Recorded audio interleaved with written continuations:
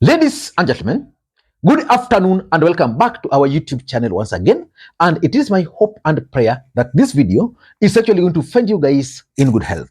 Personally, I am fine. As you can see, Kisumu is also fantastic. And maybe you could also let me know where you are watching the video from, the county or the country, in case you are out of the republic. Ladies and gentlemen, William Samoei Arap Ruto, the President of the Republic of Kenya, concluded his 4-day tour of Nyanza yesterday. And the question which majority of Kenyans are asking is whether William Ruto's trip to Nyanza was a success or whether it was a failure. Indeed, if you move around Kisumu town today, everybody is discussing the trip. And a friend of mine yesterday made some post in some WhatsApp group where I am a member. This is what the gentleman posted. He was actually in Kisumu CBD and William Ruto was launching the Uhuru MV2. This is what the guy posted. Kisumu town is silent as if the president has never slept here for 3 days. No hype at all. Everything is normal. That is the truth. In fact, if you were in this town, you would not even realize that William Ruto was actually here. When Uhuru Kenyatta was the president, he used to come to this town severally. Sometimes he would just sneak. But every time Uhuru Kenyatta spent in town, you would always know, even if you are a visitor, that something or there's some semblance of power in town. William Ruto has been in Kisumu, spending the night here. But the cabinet, the entire cabinet, was in Kisumu here, but nothing. Which begs the question, was William Ruto's visit to Nyanza a success? My opinion is that it achieved some of its objective, but the trip was largely a failure. And I'm going to analyze why I strongly believe so. Let me take you through some posts by a gentleman here. There is a gentleman here called Amadi. This is what he posted on his Facebook page. My take from Ruto's trip in Nyanza: the rebels don't have the ground. Luos differentiate development and politics. Hallelujah. And then there's a gentleman who made some comment here. In that same post, he's saying, I think he was responding to someone called Dennis Rono. He's responding that, Dennis Rono, that's true. People in my home counties are yearning for more development as Kikuyus do matumbo and rice at Sagana. One thing that even the head of state himself realized is that his entry team is the poorest. So again, he's also blaming the team that welcomed him here. Is the poorest. Again, they'll all be sent further packing. Ruto the man is witty and can outdo Kalonzo in Nyanza, but he must choose people. He must choose, I think he must choose popular people or leaders, not kideros or genders, etc. Now, let me now give you my opinion, my thoughts. William Ruto's trip to Nyanza achieved some of the objectives that it was intended to achieve. For example, by coming to Nyanza, William Ruto was able to communicate to the mountain, because the mountain has been really trying so hard to blackmail Ruto. So by coming to Nyanza, of course, now the message is he has an option. If Mount Kenya can't play balls, then he can shift his focus to Nyanza. The other thing that also came out clearly is that by William Ruto coming to Nyanza this time around, it actually proved that indeed he is the president of the Republic of Kenya. By the fact that he was accompanied by ODM governors and they referred to him as the president, it means the question of William Ruto's presidency is no longer here nor there. It's neither here nor there. So the truth is, William Ruto was now able to actually prove that he's the president. The third thing that is there is now the issue of the handshake. Is William Ruto and Raila Odinga working on something? Because this time around, William Ruto really never attacked Raila Odinga, even his team. You know, William Ruto gathered all rebels and brought them to Nyanza. So the question is, why is it that they never really attacked Raila Odinga as a person? And of course, the other good aspect of this event was the messaging. William Ruto was able to really communicate directly to the people of Nyanza and to Kenyans in general. For example, when William Ruto talked of counter Rigathi Gachagua on the issue of shares, he projected himself as a national leader. But those are some of the advantages or the success of this particular trip. But if you ask me, the entire trip was a huge failure. In this video, I want to reveal to you why I strongly believe it was not really a success.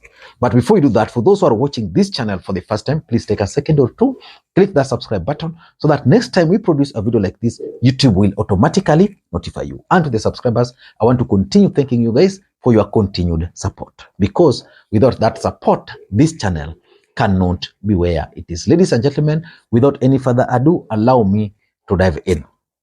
Why do I strongly believe that William Ruto's visit to Nyanza was not a success? By the way, I'm putting the link to to a song which has been done by one of our subscribers here.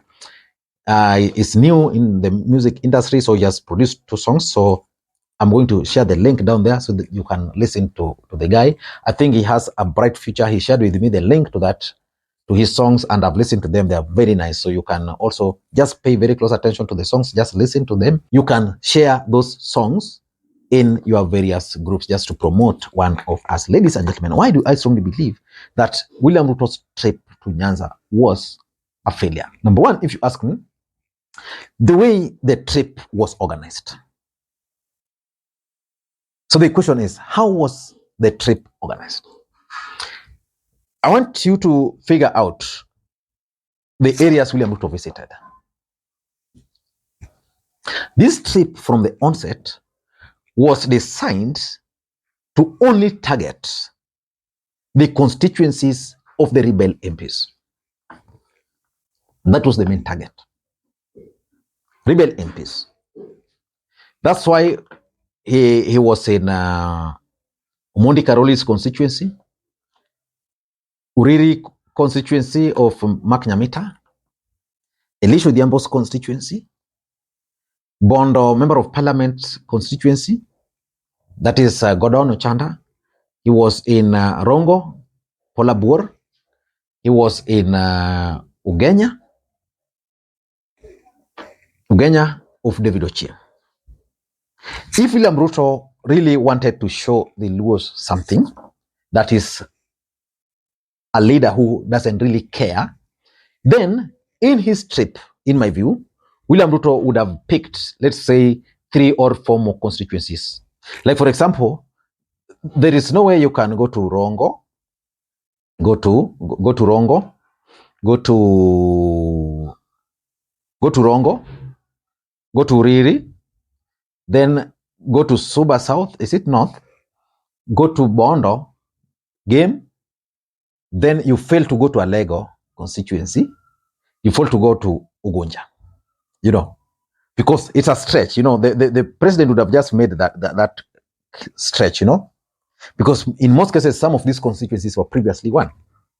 So it means William Ruto was sending a message to the people of Nyanza that if you don't support me, if your member of parliament is not supporting me, then there is no way I will actually support you.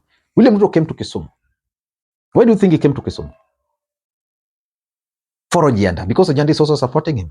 And Ojianda is the member of parliament, is the senator for the county. That's why he came to Kisumu.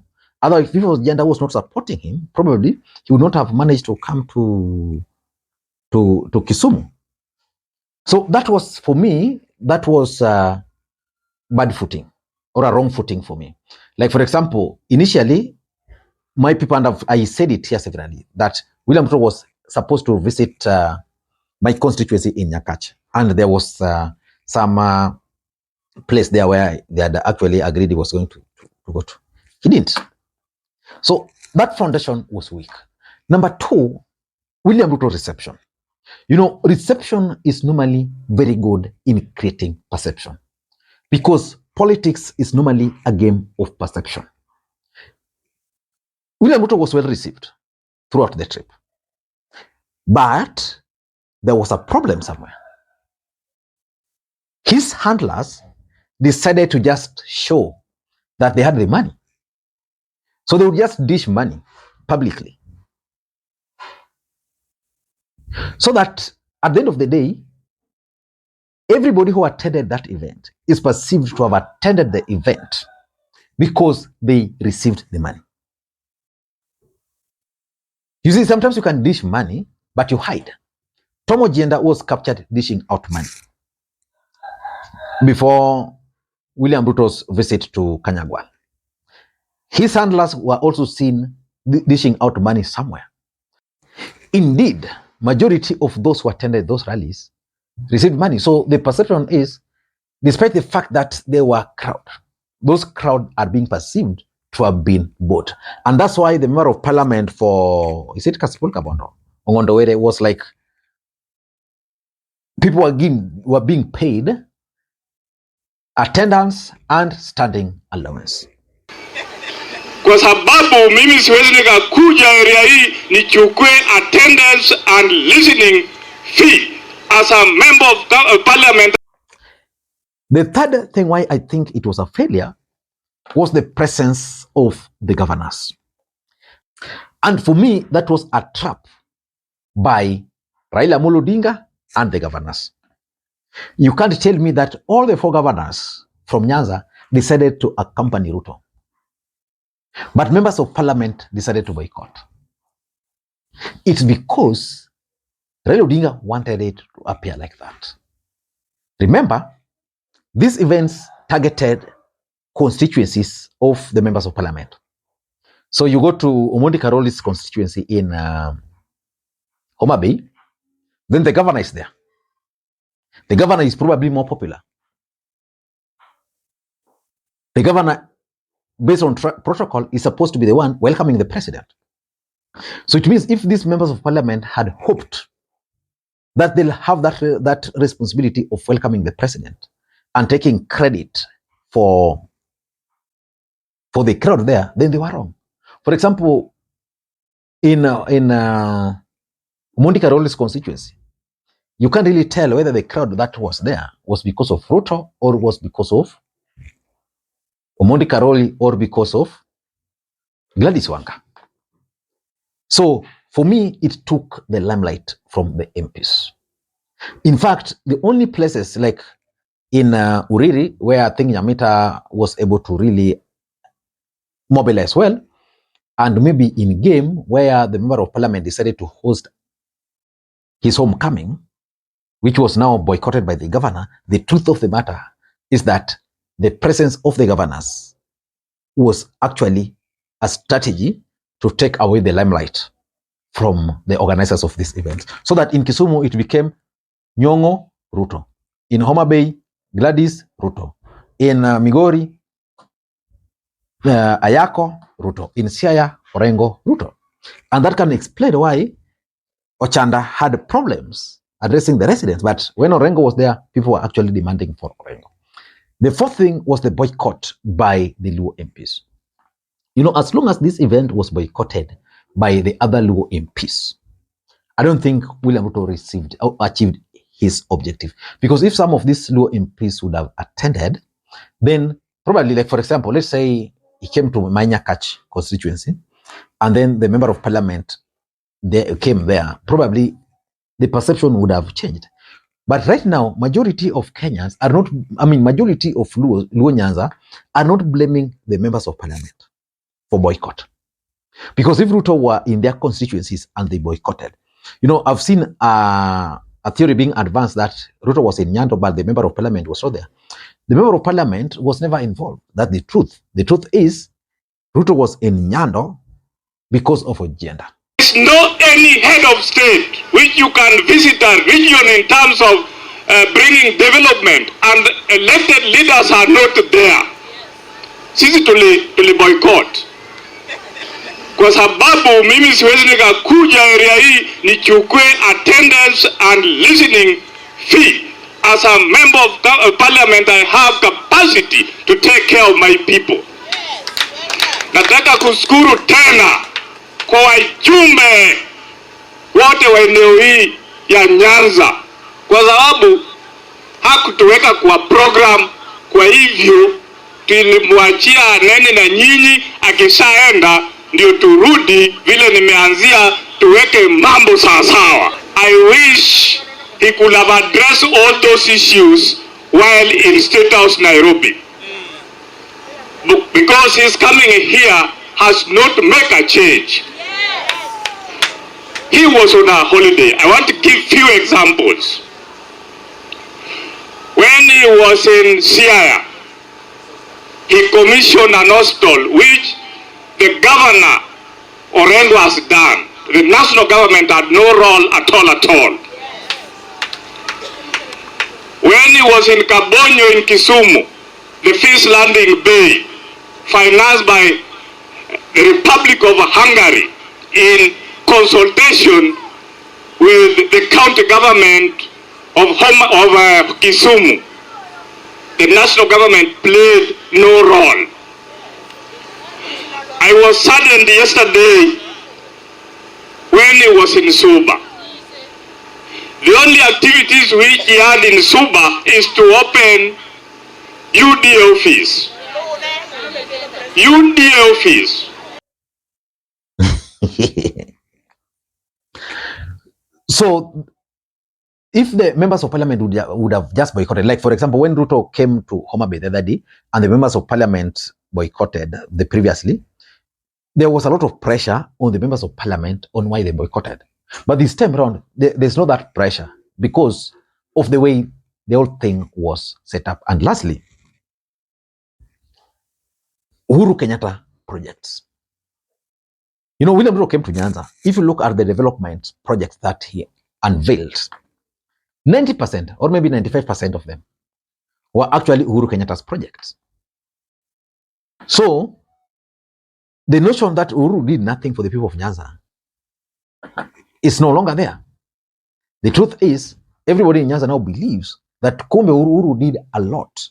There is no single project apart from that Mutumbo thing, which is just a room with a few computers, and the Homa Bay Pyre, which is William Ruto's project for me, which is a good one. There is no any other project which William Ruto came to Nyanza and launched as William Ruto, and he actually left. And you know, like the people in Kisumu here are asking themselves why Ruto could not talk about the stalled airport road to Mamboleo, which is going all the way to Miwani, because the contractor left site. When Uhuru was in power, the contractor was actually on site.